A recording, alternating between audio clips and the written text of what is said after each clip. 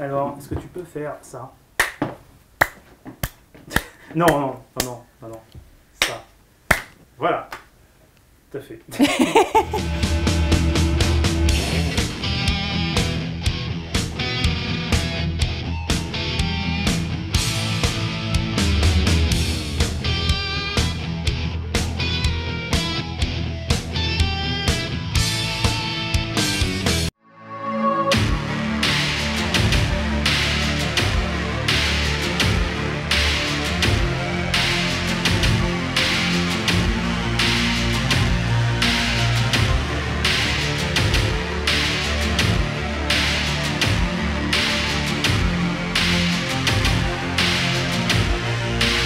Donc moi je suis réunionnaise, j'ai grandi à l'île de la Réunion et en fait j'ai un père, Vincent Mangin, qui est artiste et mes parents ont créé il y a plus de 35 ans un lieu d'art contemporain à l'île de la Réunion et un lieu de résidence d'artistes. Donc c'est à dire que moi j'ai passé mon enfance accompagnée en vivant avec des artistes qui venaient faire des résidences de 3 semaines, 1 mois, parfois même 2 mois. Chez nous, et donc j'ai toujours été au contact de cette voilà, de la création, mais vraiment tu vois de l'intérieur quoi, dans le bouillon créatif. Et donc je pense que ça c'est la première peut-être la première chose qui fait que mon épiderme est complètement imbibé de création, de surréalisme, d'artistique. Donc ça c'est la base, mais en fait je me destinais absolument pas au cinéma. Absolument pas du tout, puisque moi j'ai passé mon bac, et ensuite j'ai fait un master en économie avec en option la recherche en mathématiques. Et ensuite j'ai fait un DEA de microéconométrie spécialisé en productivité quand même. Et aussi, j'ai eu la bourse pour préparer le concours de l'ENA, donc j'ai passé le concours de l'ENA à l'âge de 22 ans, donc j'étais pas du tout, j'avais pas pour but, pour ambition d'être réalisatrice, et c'est venu en fait par hasard, parce que à l'époque, quand je suis arrivée à Paris, je vivais en colocation avec mon frère, et son meilleur pote était en classe libre au cours Florent et en fait racontait toujours des super histoires sur tout ce qu'il faisait et tout ça. Et moi à l'époque j'étais au milieu de mon DEA et je commençais à plus avoir l'excitation que me procuraient les mathématiques parce que en fait j'étais fan, il faut savoir, des mathématiques au départ. Et donc à un moment donné j'ai plus ce truc qui me rendait heureuse parce que j'adorais la recherche et d'un seul coup j'avais moins c'était moins pétillant, ça résonnait moins en moi. Et du coup, j'ai eu envie, en écoutant toutes ces histoires, de passer un concours pour entrer dans une école d'acteurs studio. C'est lui qui m'a accompagnée. Mais j'avais pas du tout, pareil, là, je pensais pas du tout à la réalisation, puisque pour moi, en fait, j'avais pas non plus accès à ce milieu du cinéma. Et quand je pensais cinéma, je pensais naturellement comédien, ce qui est bizarre, en fait, parce qu'il y a tellement de métiers, même, je dirais, des fois beaucoup plus, en tout cas, moi, qui me touche plus que simplement le métier d'acteur dans ce domaine. Et en fait, j'ai passé ce concours, j'ai fait 3 ans d'acteur studio et très rapidement, au bout de même pas, je crois, 1 mois, le directeur de l'école m'a dit « Écoute, tu seras metteur en scène parce que tu as le regard du metteur en scène et tu as l'amour des acteurs, l'amour des autres et tu as envie de faire jaillir des choses chez l'autre. » Et moi, à l'époque, j'étais très triste de ça parce que je voulais vraiment, moi, je voulais jouer Andromaque, Antigone, enfin voilà, j'avais pas du tout imaginé être metteur en scène. Et en fait, très rapidement, en parallèle donc, de l'acting, je me suis spécialisée effectivement en direction d'acteur et en mise en scène au théâtre. Et à la fin de cette école, j'ai tout de suite moi démarré à écrire à réaliser des clips, à écrire des cours, à écrire aussi des pièces de théâtre, et des longs métrages les longs métrages n'ont pas pu se faire malheureusement, mais en tout cas j'ai tout de suite basculé de l'autre côté, tout en jouant aussi.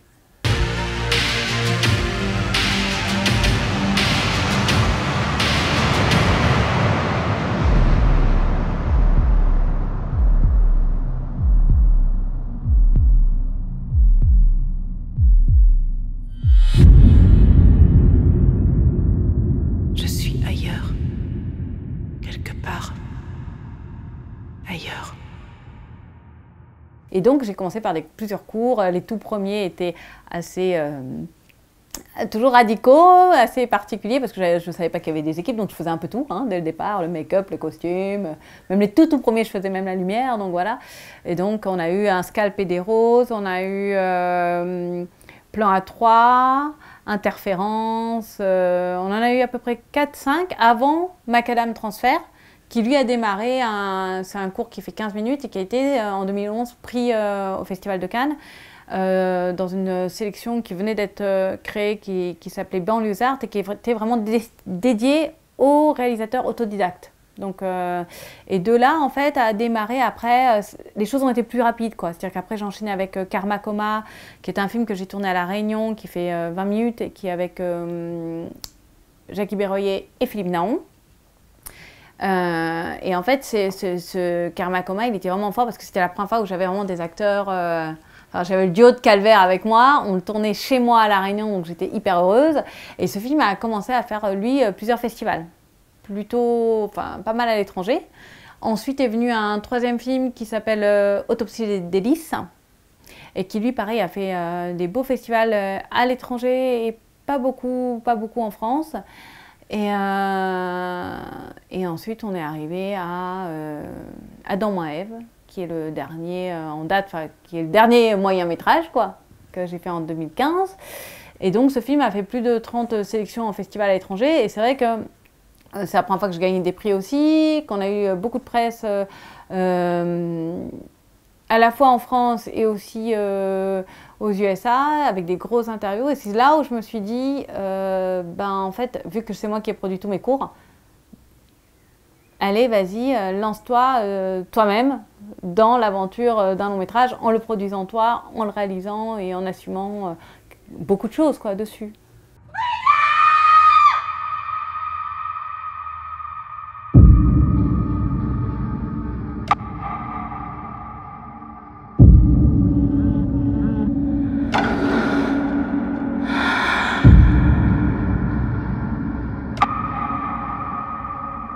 C'est compliqué d'agir quand personne te suit parce que finalement dans le cinéma, le simple mot, tu dis juste ce mot, oh j'ai un producteur ou j'ai un agent, c'est dingue, ça devient, t'es crédible déjà, on a l'impression que ça y est, t'as un truc qui clignote, personne sérieuse.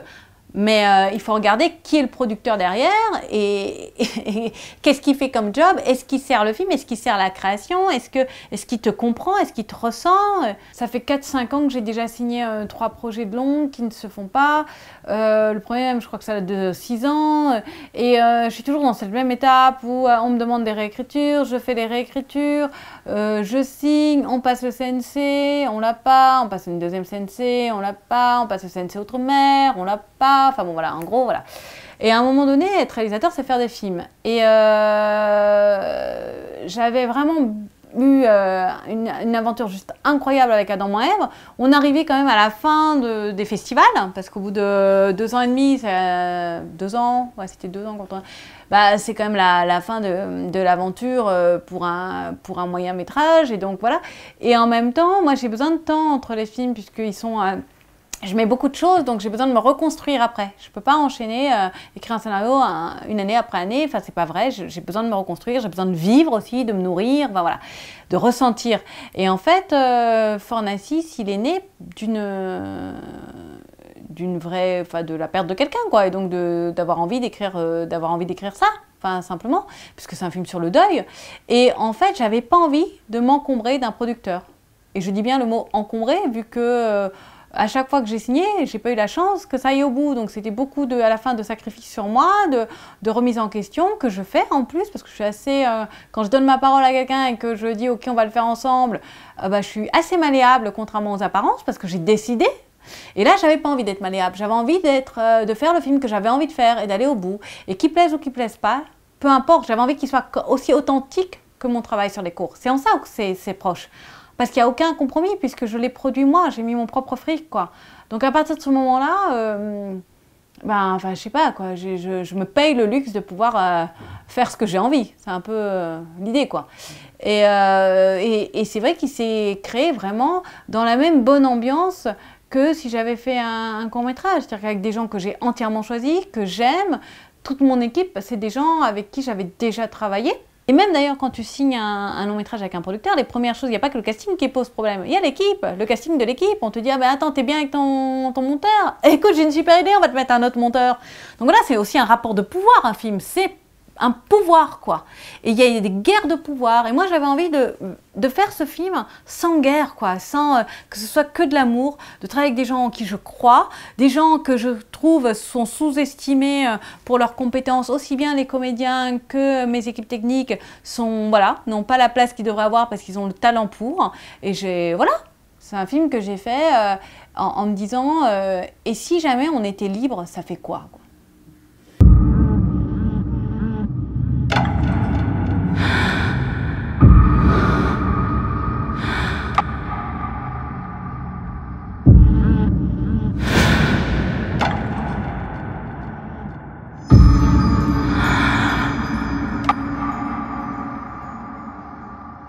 Moi, ça fait 10 ans que je fais des cours et je pense que j'ai fait des fois plus de courts-métrages que certains réalisateurs hommes qui, au bout de 2 cours, ont la chance de faire un long. Moi, j'ai fait 10 cours et à chaque fois que j'ai dû prouver et je dois encore prouver. Et j'ai encore aujourd'hui des questions qui sont absolument géniales où on me dit « Ah, mais en tant que femme, des producteurs hein, quand même, des gens du métier, mais t'arrives à diriger une équipe ?» Ah bah non, du con, j'ai 2 ovaires, donc je peux pas diriger une équipe, c'est bien entendu. Ça se dirige qu'avec la bite, on est bien d'accord. Enfin, on en est encore là. Moi, je rêve de rencontrer un producteur avec qui je me sente en confiance et avec qui j'ai envie de faire un voyage. Parce que faire un film, c'est faire un voyage.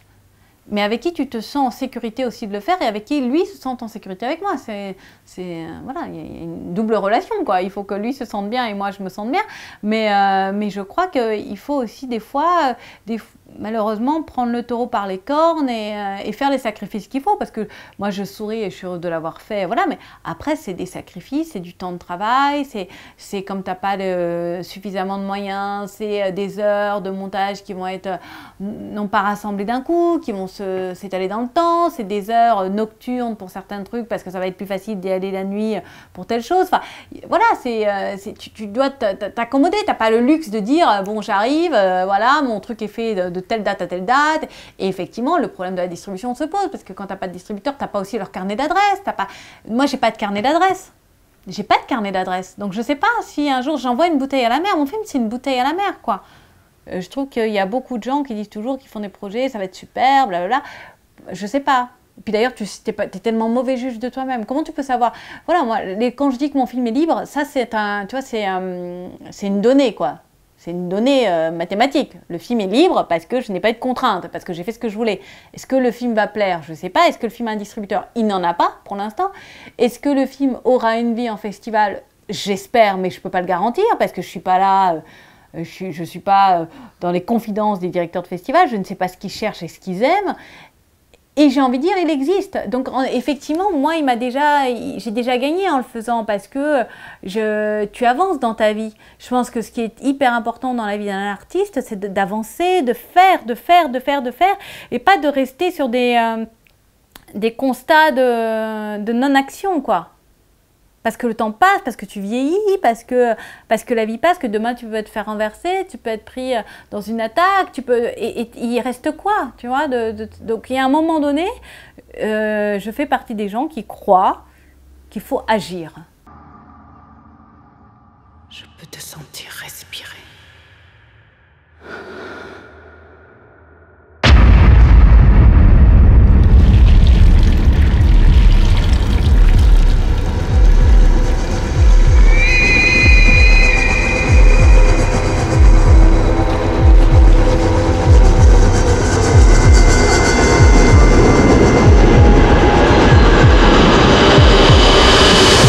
Compliqué quand on dit qu'on expérimente, parce que moi je fais un cinéma, dans mon travail j'expérimente des choses. Expérimenter, ça veut dire tester, mais souvent on dit très vite, ensuite on dit que ce sont des films expérimentaux, ce qui est hyper pratique pour les gens parce qu'ils disent expérimentaux et puis comme ça du coup ils te le distribuent pas ou ils te le montrent pas, tu es classé dans la niche encore plus niche que le fantastique qui est l'expérimental, tu veux. Et donc voilà, mais en fait non, expérimenter ça veut dire simplement tester, ça veut dire prendre le risque que ça marche ou que ça marche pas. Dans les films comme ça, il y a des choses qui sont très percutantes, il y a des choses qui vont être un peu moins réussies, mais c'est tester. On est toujours dans cette... Du coup, on est fragile parce que il y a une fragilité quand tu testes. C'est comme quand tu n'as jamais cuisiné un plat et que tu prends des épices que tu connais pas, une viande que tu connais pas, et tu dis tiens, je vais tester, je vais essayer de mélanger des choses, des saveurs qui ne vont pas forcément ensemble et on va voir. Et c'est ça en fait qui est intéressant, parce qu'aujourd'hui il y a tellement de beaux films qui utilisent, on va dire, des schémas plus traditionnels d'histoire ou de réalisation, et qui sont juste sublimes. Et depuis l'histoire, la création du cinéma, il y a eu tellement de choses faites, et peut-être qu'on est aussi dans une époque où on en a un peu marre. Aussi. En tout cas, moi, j'en ai marre, c'est pour ça que je teste, c'est que j'ai envie d'essayer d'agiter un peu les formules, d'arrêter la formule magique qui marche bien, et d'essayer de faire des tests de chimie, quoi, et de dire, tiens, et si on met ça, quelle émulsion ça peut faire, et comment ça peut interagir ensemble, des choses qui ne sont pas forcément faites pour être ensemble. C'est ça que j'essaye de faire. Alors, des fois, ça marche, et des fois, ça ne marche pas. Et c'est normal, parce que quand tu expérimentes, tu n'as pas une potion magique, tu ne sais pas. En fait. Moi, je trouve que dans Fornacis, il y a une histoire. Après, qu'on adhère pas, ça c'est libre à chacun. Mais en revanche, si on me dit que c'est un film sans histoire, je ne peux pas l'accepter parce qu'il y a une vraie histoire, il y a une vraie... c'est vraiment le film, c'est une vraie histoire d'amour et de mort, quoi. C'est vraiment ça. C'est comment gérer l'amour après la mort, quoi. Comment rester en vie aussi. Donc c'est vraiment un truc qui est viscéral et qui a un début, un milieu, une fin. Après, c'est vrai qu'à l'intérieur de cette trame-là, on expérimente, on teste, et moi c'est comme ça que j'aime travailler aussi. Parce que sinon, je crois que ça m'ennuierait aussi si la trame était peut-être plus classique. Je crois que je m'amuserais moins. Parce que j'aime bien aussi tester, c'est aussi se mettre en danger, et c'est aussi... tester, c'est exister. Voilà, pour moi. Tester les choses, c'est exister. Ouais.